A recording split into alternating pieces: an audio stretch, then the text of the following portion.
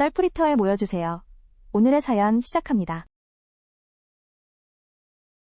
결혼 4년차에 벌써 남편의 이직이 5번째라니요. 처음엔 저도 이해했어요. 더 나은 조건을 찾아가는 거라고자기 발전을 위해서라고요. 하지만 이제는 한숨만 나옵니다. 지난주에도 또 그 말이 나왔어요. 여보나 회사 그만둘까봐. 식탁에 앉아 저녁을 먹던 중이었는 대숟가락질하던 손이 멈칫했죠. 이번에는 무슨 이유일까? 불안한 마음으로 남편의 얼굴을 바라봤어요. 남편은 늘 그렇듯 열심히 일하는 것 같았거든요. 아침 일찍 출근하고 밤늦게 들어오고 야근도 많이 하고 주말에도 종종 회사에 나갔어요. 그런데 또 이직을 고민한다니 도대체 뭐가 문제일까요? 팀장님이랑 안 맞아서요. 내가 아무리 열심히 해도 인정을 안 해주시네. 남편의 말에 가슴이 답답해졌어요. 늘 비슷한 패턴이었거든요.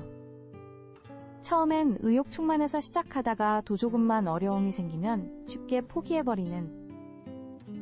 결혼 초에는 연봉이 적다며 이직했고 그 다음엔 업무가 마음에 안 든다고 또 그 다음엔 회사 분위기가 안 맞는다고.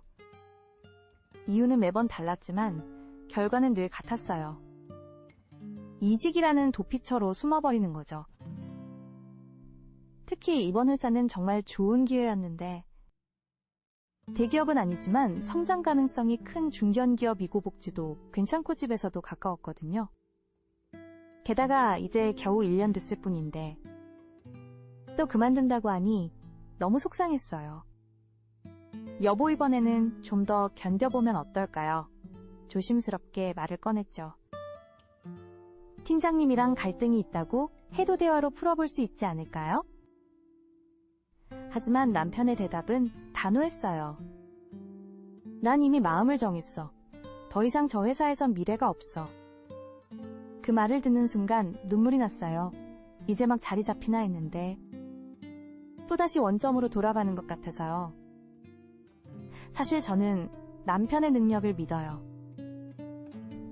일도 꼼꼼하게 잘하고 책임감도 강하고 단지 어려움을 마주했을 때 조금만 더 견뎌주길 바랄 뿐인데 이런 제 마음을 남편은 왜 모를까요? 그날 밤잠자리에 누워서도 한참을 뒤척였어요. 결혼할 때는 몰랐던 남편의 모습이 자꾸 보이기 시작하더라고요. 늘 새로운 시작을 꿈꾸지만 정작 현실의 어려움은 피해가려고만 하는. 며칠 뒤 시어머니께 전화가 왔어요. 얘 아들이 또 회사 그만둔다는 소리를 하더구나. 시어머님의 목소리에서 걱정이 묻어났죠. 알고 보니 남편이 어머님께도 상담을 했던 거예요. 어머님 저도 너무 속상해요. 이번에는 정말 좋은 회사인데. 제 목소리가 떨렸어요. 시어머님께서 한숨을 깊게 내쉬시더니 뜻밖의 이야기를 해주셨죠. 사실 우리 아들이 어릴 때부터 그랬단다. 초등학교 때는 태권도를 배우다가 관장님이 무섭다고 그만두고 중학교 때는 축구부에 들어갔다가 힘들다고 한 달 만에 나오고 시어머님의 말씀을 듣고 있자니 지금의 남편 모습이 겹쳐 보였어요. 아버님이 돌아가시고 나서 더 심해진 것 같아. 힘든 일만 생기면 도망치듯 피하려고 하더라고. 그제서야 퍼즐이 맞춰지는 것 같았어요. 남편이 고등학생일 때 갑작스럽게 돌아가신 시아버님. 가장의 빈자리를 너무 일찍 경험한 남편은 어쩌면 실패와 좌절이 두려워 도망치는 걸지도 모르겠다는 생각이 들었죠. 어머님 제가 어떻게 하면 좋을까요? 눈물이 맺힌 목소리로 여쭤봤어요. 시어머님은 잠시 침묵하시다가 말씀하셨죠. 네가 그 아이의 버팀목이 되어주렴.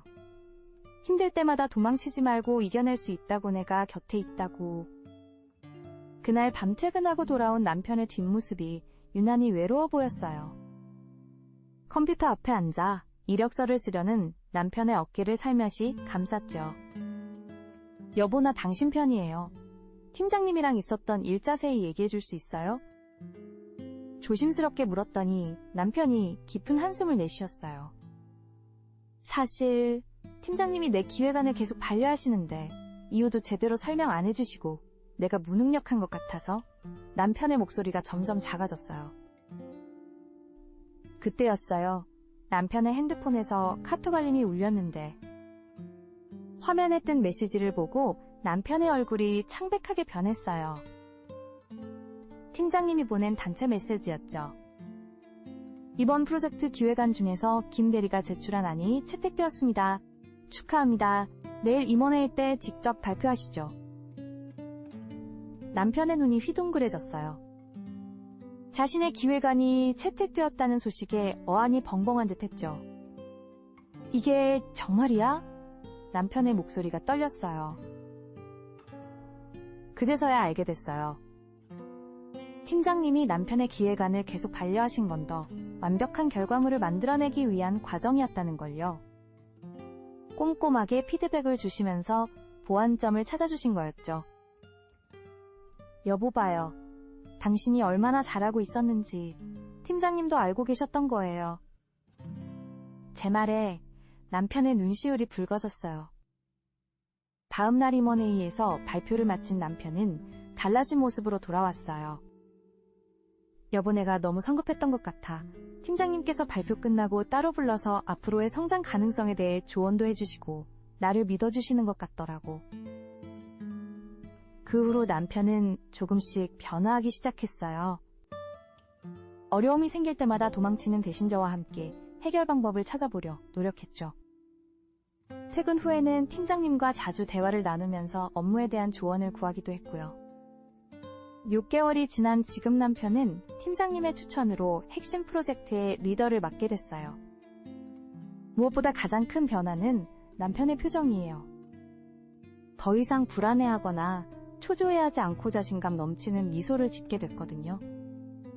얼마 전에는 시어머님께서 집에 오셨다가 깜짝 놀라셨어요. 우리 아들이 많이 달라졌구나. 이제야 제대로 된 어른이 된 것 같아. 시어머님의 눈시울이 붉어지셨죠. 때로는 도망치고 싶은 순간이 찾아올 수 있어요. 하지만 그 순간을 피하지 않고 마주했을 때 우리는 더 단단해질 수 있다는 걸 남편을 통해 배웠답니다. 여러분은 어떠셨나요? 비슷한 사연이 있다면 댓글로 함께 나눠주세요.